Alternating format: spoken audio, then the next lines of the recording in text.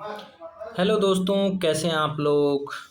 हम लोग देख रहे हैं भारतीय न्याय संहिता 2023 और आज का हमारा टॉपिक है राइट ऑफ प्राइवेट डिफेंस। ठीक है। तो राइट ऑफ प्राइवेट डिफेंस, तो प्राइवेट डिफेंस दो प्रकार का होता है। एक तो प्रॉपर्टी के लिए और एक लाइफ के लिए, मतलब बॉडी के लिए। ठीक है। तो हमें कितने प्रकार का प्रोटेक्शन मिलता है? दो प्रकार से। एक बॉडी के लिए, दूसरा प्रॉपर्टी के लिए। ठीक है। तो बॉडी के लिए हमारा कहाँ से स्टार्ट होगा? तो 38, 39, 40। और प्रॉपर्टी के लिए कहाँ से स्टार्ट होगा? तो 41, 42 और 43। ठीक है। चलिए एक बार मार्कर से हम इसे नोट डाउन कर देते हैं। आ जा मार्कर। ठीक। तो हमें कितने प्रकार का डिफेंस मिला हुआ है? दो प्रकार से। ठीक। ओह, ओह, ओह। दो प्रकार का डिफेंस मिला हुआ है। एक right of private defence, RPD, right of private defence of body, और एक राइट ऑफ प्राइवेट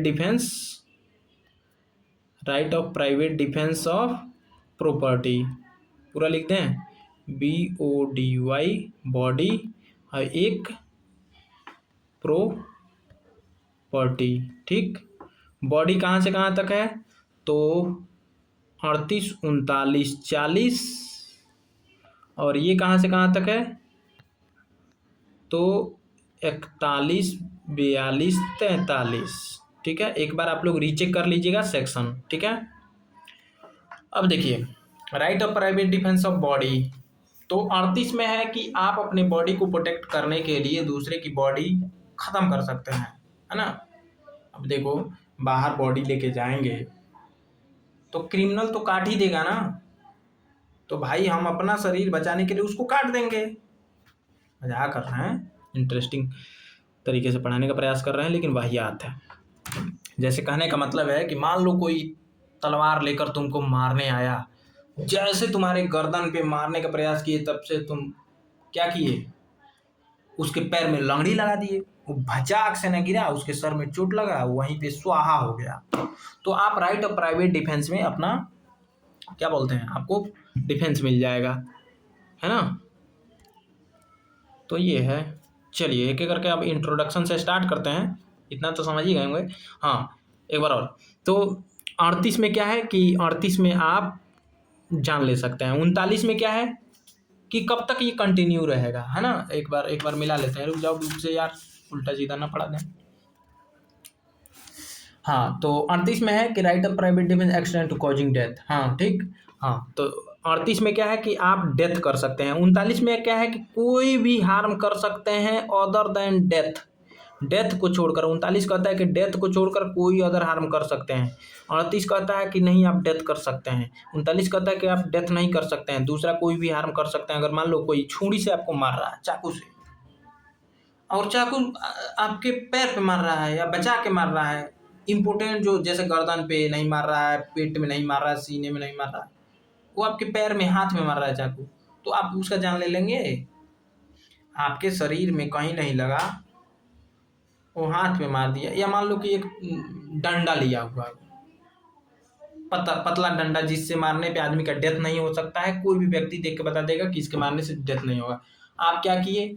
तुरंत गन निकाले, फट से हेडशॉट कर दी, तो आप बचेंगे नहीं ना? बचेंगे। तो वही 39 कहता है कि अगर उसके पास डंडा है, मतलब ऐसा लिखा नहीं हुआ है लेकिन हम अपनी तरफ से बता रहे हैं कि डंडा से मार रहा है, तो आप कोई भी हार्म कर दो, लेकिन आप उसका डेथ नहीं कर सकते। 38 में, है ना। और 40 कहता है कि ये right of private defence of body कब तक बना रहेगा, है ना। तो कंटिन्यूएंस का बात करता है 40। उसी प्रकार 41 कहता है कि आप किसी, मान लो प्रॉपर्टी का कोई नुकसान कर रहा है, तो 41 कहता है कि जान ले सकते हो। 42 कहता है कि नहीं, जान के अलावा कुछ और भी कर सकते हो, लेकिन जान नहीं ले सकते हो। 42 कहता है। 43 कहता है कि right of private defence of property कब तक कंटिन्यू रहेगी। ठीक है। अब मान लो वो तुमको हाई सुख पीट दिया, तुम अपना राइट ऑफ प्राइवेट डिफेंस का यूज नहीं किया, अब वो जा रहा है तो पीछे से ईंटा उठाए उसके सर पे मारे, वो मर गया, तब राइट ऑफ प्राइवेट डिफेंस में आएगा? नहीं आएगा। क्यों? कि ये साबित हो जाएगा आपने पीछे से मारा है जब वो जा रहा था, हाँ। तब यहाँ पे राइट ऑफ, जब आप वो आपको मार रहा है, हमला कर रहा है, तभी आप राइट ऑफ प्राइवेट डिफेंस का उपयोग कर सकते हैं, अदरवाइज नहीं। तो चलिए आगे बढ़ते हैं। Introduction. The state is primarily responsible for protecting a life, liberty और प्रॉपर्टी ऑफ एवरी इंडिविजुअल।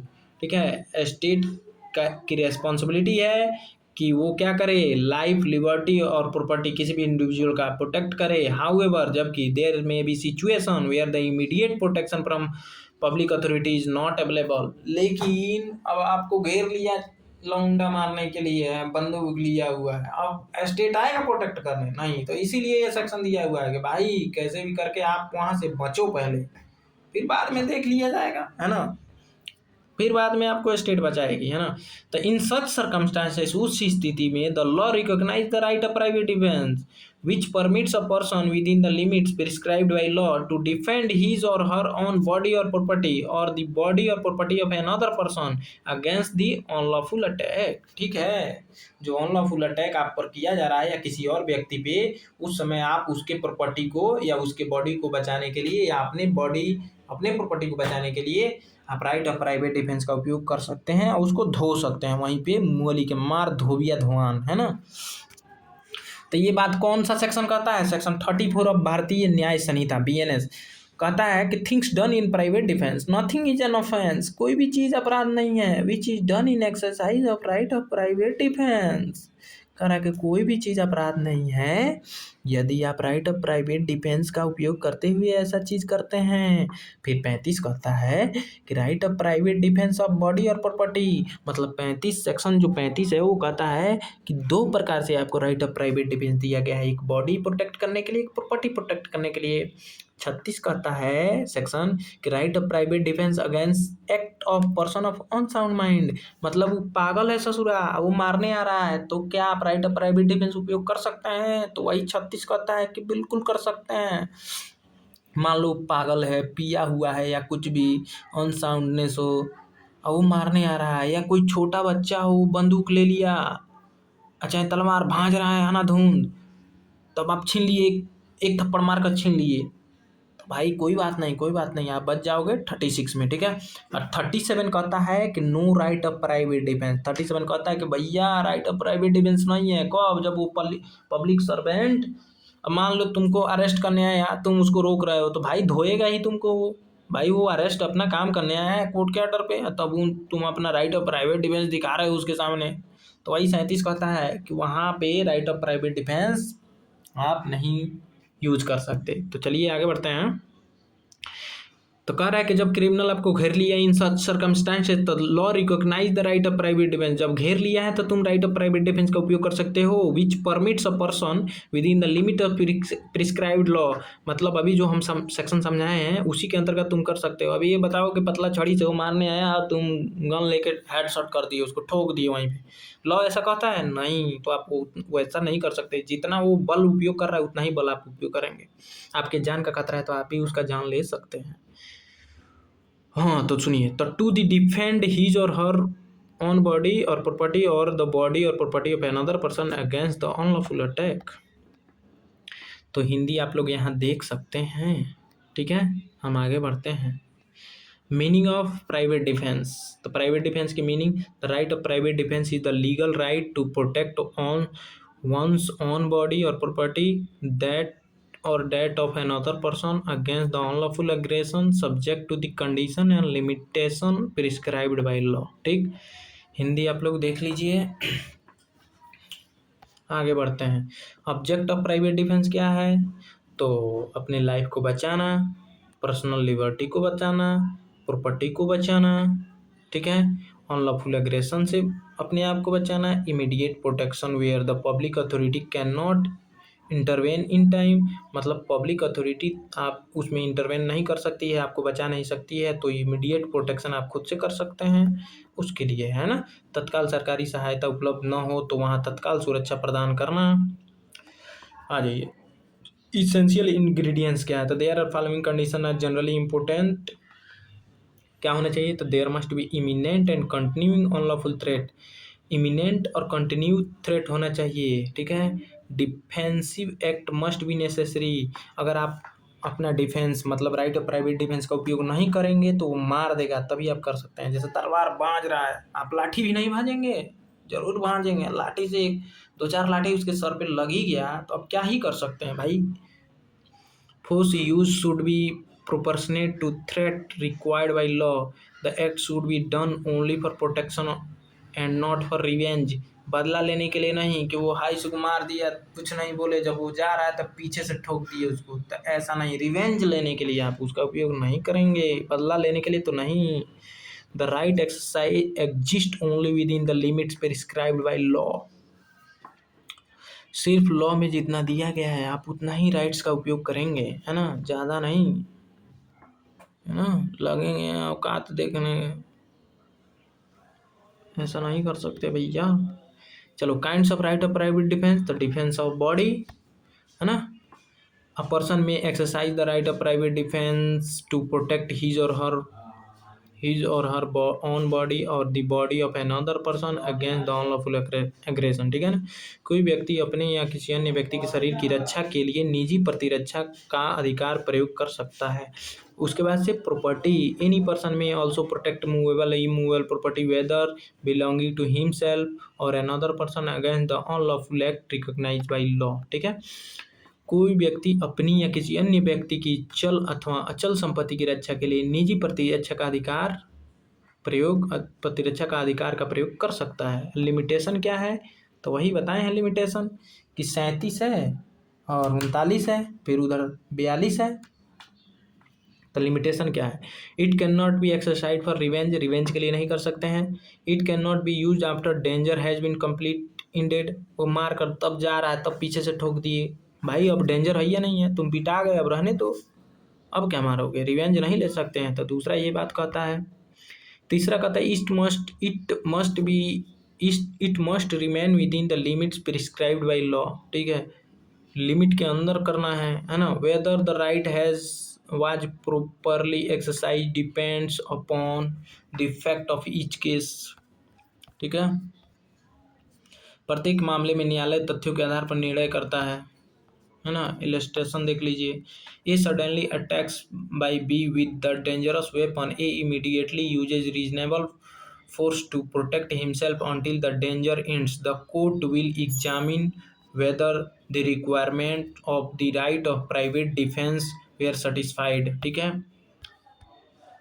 ए पर बी अचानक एक खतरनाक हथियार से हमला करता है। ए अपनी रक्षा के लिए तत्काल आवश्यक बल का प्रयोग करता है जब खतरा समाप्त नहीं हो जाता, ठीक है ना। न्यायालय यह जांच करेगा कि क्या निजी प्रतिरक्षा की कानूनी शर्तें पूरी हुई थी कि नहीं, ठीक है।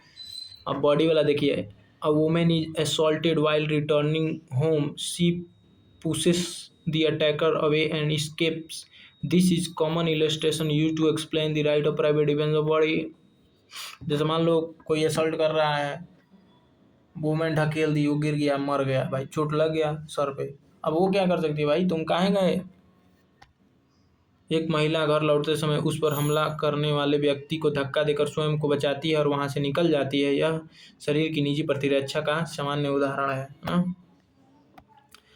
अब प्रॉपर्टी वाला। A shopkeeper finds a burglar attempting to break into the shop at night and takes lawful defensive step to protect the property. The legality of conduct depends upon the fact and applicable law. एक दुकानदार रात में अपनी दुकान में चोरी का प्रयास देखता है और संपत्ति की रक्षा के लिए कानून के अनुरूप आवश्यक कदम उठाता है। उसके कार्य की वैधता मामले के तथ्यों और लागू कानून पर निर्भर करेगी। मान लो घर में सोए हैं, कोई सेंध मार रहा है चोरी करने के लिए या किसी का मर्डर करने के लिए, भाई तो हम ईंटा ऊपर से फेंके, उसके सर पे लगा, मर गया, अब हम क्या कर सकते हैं, भाई तुम सेंध क्यों मार रहे थे, है ना। Defence between private defence and revenge, है ना। Defence between private defence and revenge. Private defence और रिवेंज में डिफरेंस देख लेते हैं। Private defence object is protect है, रिवेंज में ऑब्जेक्ट इज रिटेलिएशन, ठीक है ना। देख लीजिएगा। Private defence exist only during the unlawful danger, जब अनलॉफुल डेंजर आपको है तभी आप यूज कर सकते हैं। रिवेंज में यूजुअली आफ्टर इंसिडेंट रिवेंज कब, जब इंसिडेंट खत्म हो जाता है तब आप जाके पीछे से ठोक रहे हैं उसको, तो थोड़े ना होगा। Private defence recognise within the legal limits, legal limit में होना चाहिए। रिवेंज में नॉट प्रोटेक्टेड बाई लॉ, इसमें आपको प्रोटेक्शन नहीं मिलेगा रिवेंज में। हिंदी आप देख सकते हैं। केस है, केस थोड़ा सा देख लें। Darshan Singh versus State of Punjab 2010 का केस है। Supreme Court explain the principle governing the right of private defence and observe that the right should be judged in the light of fact and circumstances of each case. उच्चतम न्यायालय ने इस निर्णय में निजी प्रतिरक्षा के सिद्धांतों की व्याख्या करते हुए कहा कि प्रत्येक मामले का निर्णय उसकी परिस्थितियों के आधार पर किया जाएगा। Jogendra Morarji versus State of Gujarat 1980 में सुप्रीम कोर्ट ने क्या कहा कि scope and limitation of the right of private defense and emphasize that the right cannot be converted into excuse for retaliation। ठीक है, उच्चतम न्यायालय ने इस निर्णय में निजी प्रतिरक्षा के अधिकार की सीमा और प्रतिबंधों की व्याख्या करते हुए कहा कि इसे प्रतिशोध का साधन नहीं बनाया जा सकता। James Martin versus State of Kerala 2004 का केस है। Supreme court reiterated that the right of private defense must be exercised within the limit recognized by law and depends upon the fact of each case। ठीक, उच्चतम न्यायालय ने दोहराया कि निजी प्रतिरक्षा का अधिकार कानून द्वारा निर्धारित सीमाओं में ही प्रयोग किया जा सकता है और इसका मूल्यांकन प्रत्येक मामले में तथ्यों के आधार पर किया जाएगा। ठीक, conclusion, right of private defence is an important safeguard in criminal law. ठीक है, it allows the individual to protect the life and property in situation where the immediate state protection is unavailable। However, the right is strictly controlled by law and cannot be used as a means of retaliation। ठीक, निजी प्रतिरक्षा का अधिकार आपराधिक कानून का एक महत्वपूर्ण सुरक्षा उपाय है। यह व्यक्ति को किसी परिस्थितियों में अपने जीवन और संपत्ति की रक्षा करने का अधिकार देता है। यहाँ तत्काल सरकारी सहायता उपलब्ध न हो, किंतु यह अधिकार कानून द्वारा निर्धारित सीमाओं के भीतर ही प्रयोग किया जा सकता है और इसका उपयोग प्रतिशोध के लिए नहीं किया जा सकता है। So thanks for watching. मिलते हैं नेक्स्ट वीडियो में किसी नेक्स्ट टॉपिक के साथ। अगर आपको ये मेरा नोट्स अच्छा लगा है, अगर आपको ये नोट्स चाहिए तो ओनली आपको कंप्लीट BNS का नोट सिर्फ 50 रुपीज़ में मिल सकता है। आपको कमेंट करना है 7369049615 पे, आपको व्हाट्सएप पे करके आपको स्क्रीनशॉट भेजना है और बोलना है कि भैया BNS का कंप्लीट नोट चाहिए, तो मैं प्रोवाइड करा दूंगा। अगर BNS चाहिए या एडमिनिस्ट्रेटिव लॉ चाहिए या BNSS चाहिए, कोई भी नोट्स चाहिए, आप अगर LLB में पढ़ रहे हैं तो आपको नोट्स इजीली अवेलेबल हो जाएंगे बाईलैंग्वेज में। ठीक है, तो एक वर्ड्स के साथ मतलब वाक्य के साथ हम अपना क्लास खत्म करते हैं। Private defence is shield not a sword. ठीक है ना, निजी प्रतिरक्षा रक्षा का अधिकार है, प्रतिशोध का नहीं। So thanks for watching. मिलते हैं नेक्स्ट वीडियो में किसी नेक्स्ट टॉपिक के साथ।